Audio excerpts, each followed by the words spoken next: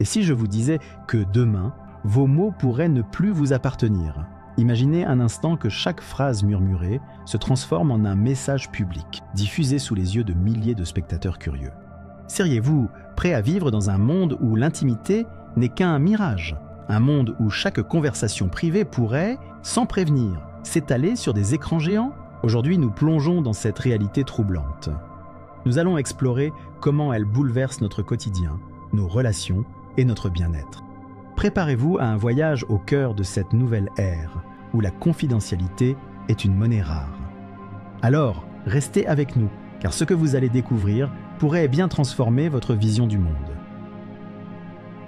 Imaginez-vous réveiller chaque matin dans un monde où votre intimité peut être violée à chaque instant. C'est le quotidien d'Olivier. Dès le lever du soleil, il sait que chacune de ses paroles, même les plus anodines, pourrait devenir publique en un claquement de doigts.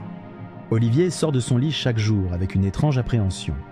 La première chose qu'il fait en se réveillant est de vérifier un petit appareil qu'il garde sur sa table de chevet. Une technologie anti-surveillance qui n'est pas toujours fiable, mais qui promet de le prévenir si ces mots de la journée précédente ont été diffusés pendant la nuit. Ce matin-là, pour son plus grand soulagement, il ne découvre rien de compromettant. Il se dirige vers la cuisine où le café coule déjà. La machine a été programmée la veille, car même ses requêtes matinales à une machine pourraient être entendues et mal interprétées.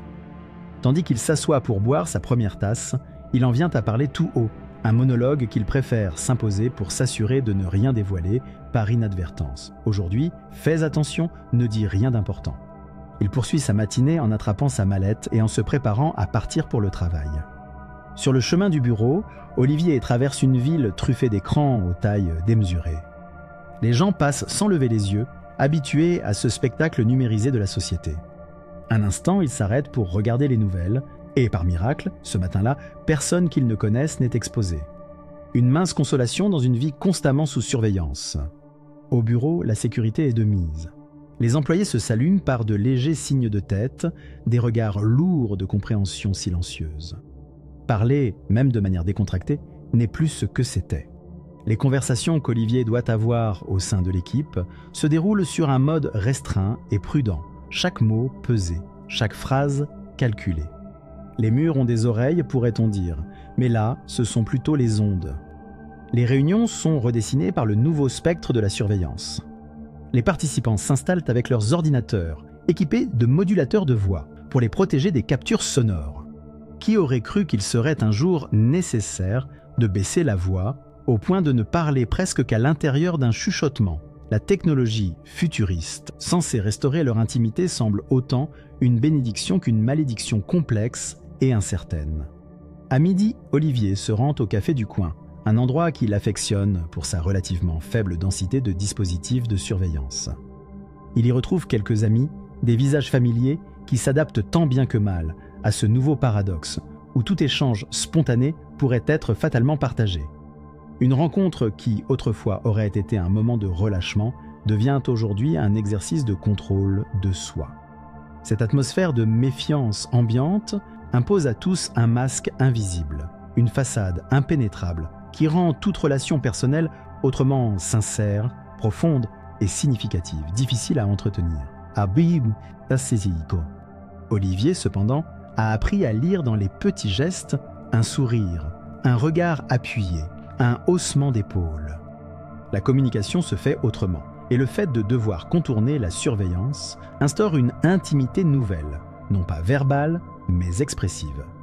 En rentrant chez lui, Olivier s'aperçoit du poids de cette journée. Une fois chez lui, au calme relatif, il peut enfin se détendre, loin des écrans envahissants. Mais avant de s'endormir, il doit encore à nouveau consulter l'appareil censé le prévenir de l'éventuelle exposition intrusive de sa vie privée.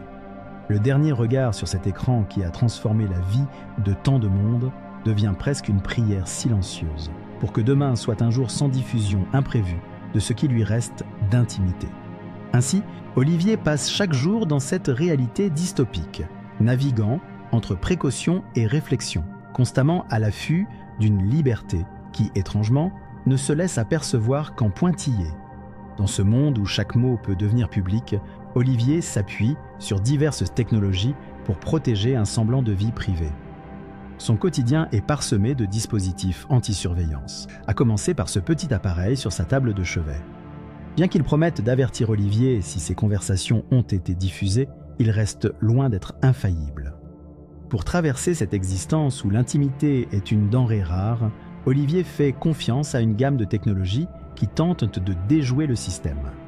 Parmi elles, des modules de voix, des brouilleurs sonores et un réseau crypté pour communiquer avec les personnes de confiance. Cette couche virtuelle de protection affecte profondément ses relations. Les interactions professionnelles sont désormais teintées d'une prudence omniprésente.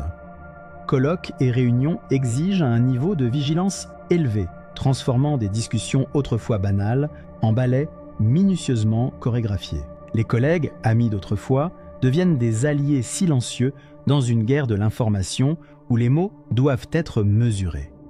Au-delà du travail, les rapports personnels subissent une métamorphose. Chaque discussion avec ses proches est calibrée, craignant que l'intimité soit sacrifiée sur l'autel public. Voir ses amis en dehors est devenu une opération légitime, nécessitant stratégie et planification. La spontanéité meurt face à la nécessité de préserver ce qui peut l'être. Pourtant, cette adversité force Olivier à exercer une autre forme de communication, une connexion non verbale faite de regards soutenus et de gestes discrets. Le poids psychologique de cette surveillance constante est immense. Le stress de l'exposition involontaire laisse une empreinte indélébile sur son esprit, rendant chaque interaction en public lourde et difficile. Pourtant, il développe une résilience inattendue, une capacité à naviguer les complexités de ce monde dystopique. Résolu, il sait que l'engagement citoyen peut changer cet ordre oppressif. Ces stratagèmes d'adaptation deviennent une seconde nature, une manière de se protéger contre le fatigue mentale imposée.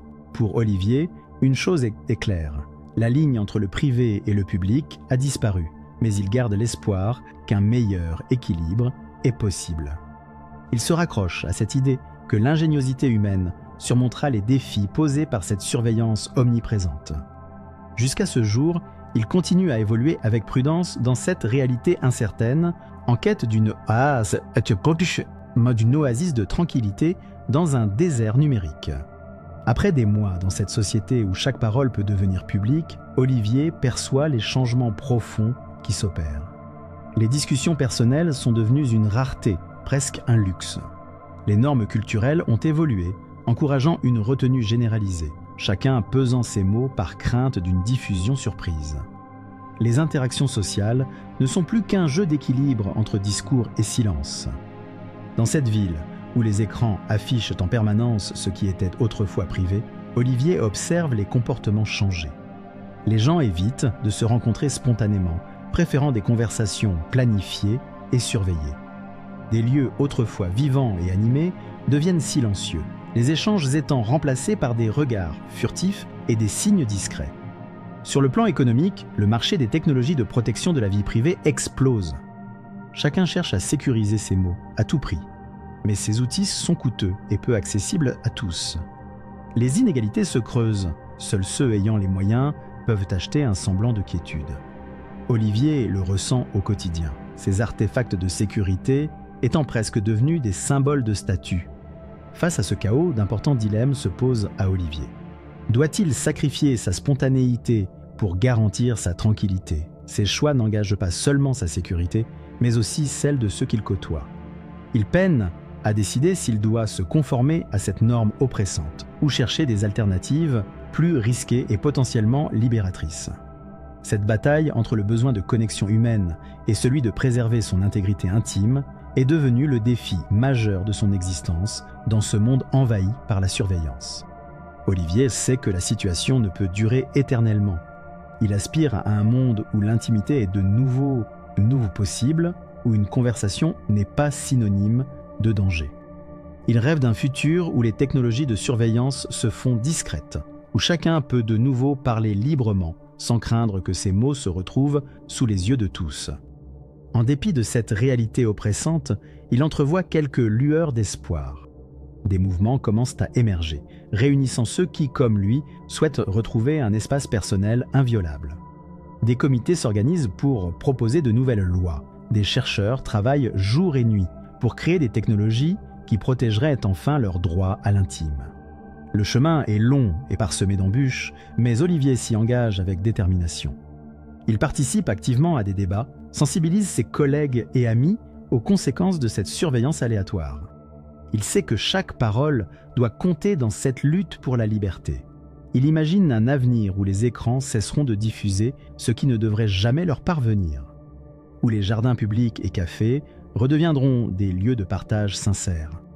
Pour l'instant, Olivier continue de naviguer dans cette tempête, cherchant des solutions, conscient que l'action collective pourrait un jour offrir une chance de sortir de cette dystopie. En ressortant de cette journée éprouvante, il savoure le répit fugace de son appartement. Là, éloigné des écrans intrusifs, il médite sur cette société obsédée par le partage public. Ses prochains pas consisteront à mobiliser ses proches et à soutenir activement des initiatives pour restaurer l'intimité. Olivier comprend que chaque petit geste a un impact et il invite chacun à contourner cette surveillance envahissante pour retrouver un espace personnel.